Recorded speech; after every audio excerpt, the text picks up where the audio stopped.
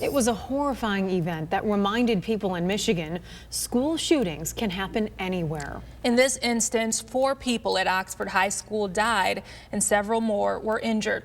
But the toll could have been much worse if not for the training teachers received in how to best respond to this type of terror. TV5's David Custer takes us behind closed doors to show us how participants are taught to quickly react while keeping calm.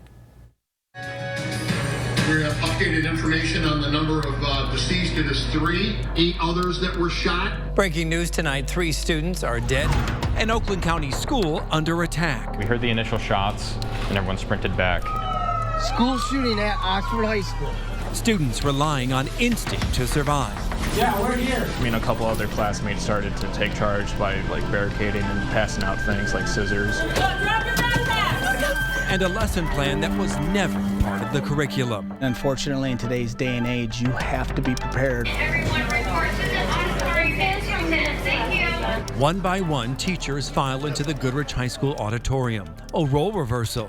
Today, these Goodrich teachers are the pupils eager to learn after the tragedy just 20 miles away at Oxford High School on November 30th. Oxford staff saved multiple lives over there. The subject, a cautionary tale from a 20-year veteran in law enforcement. If you see something, say something. That is how you alert. You want to let everybody know. A course Sergeant Rudy Lopez never planned to teach, but a necessary evil, especially after the neighboring Oxford community changed forever.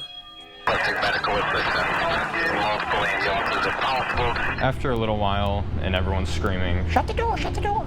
Eventually someone got up and shut it and then put the lock in. Hunter Burbis was only feet and seconds away from the bullets flying through the halls of Oxford High School that Tuesday afternoon. Bullets that claimed the lives of 4 unsuspecting students and injured several more. He tried to open it. Luckily we had the lock in, and then after that didn't work, he shot it.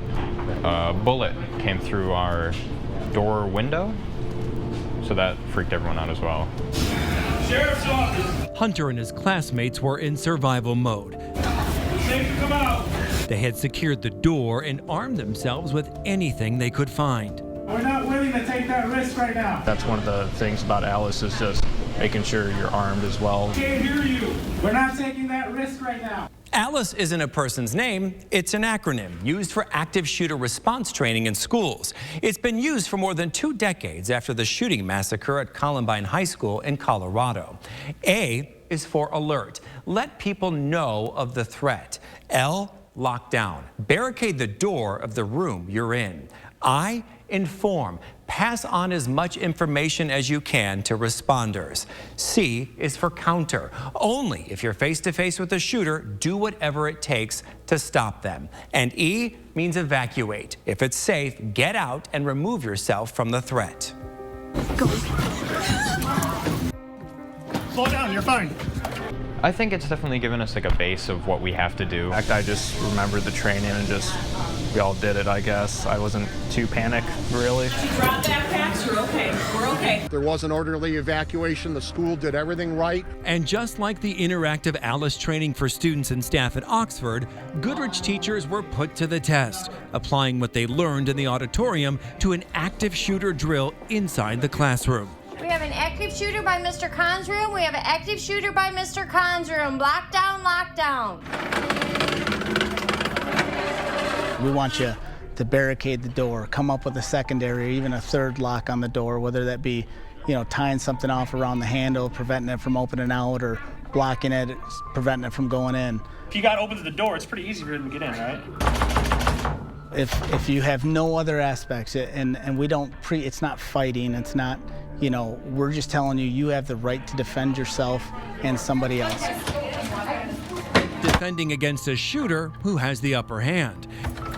Let me in. And how quickly staff and students react and the tools at their disposal could mean the difference between life and death. Just think about what you would do in this situation. At this time, we are all clear, all clear. If you have an active shooter in a building and he comes into a building and everyone evacuates and runs away as far as they can, as fast as they can, then we don't have an active shooter anymore. If something didn't work, try something different. Try something different just to see if it works, right?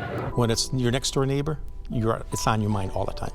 Oxford hit close to home for Goodrich Area School Superintendent Wayne Wright. His district riddled with sadness and fear following the attack. Safety measures like easy-to-use locks on classroom doors were recently installed, and refreshers on the ALICE training would not only be for teachers, but students as well. When you have this type of training and you do it over and over again, you're more prepared. And it's not only for being prepared for something that takes place at a school, but it can be real life situations that take place outside of school also. We have a plan here. I know it's in place. We're not training the shooter, we're showing the shooter that we're prepared. Have an active shooter. And if you come to this school district and you do anything bad, we're prepared and we're willing to do what we have to do to go home at night.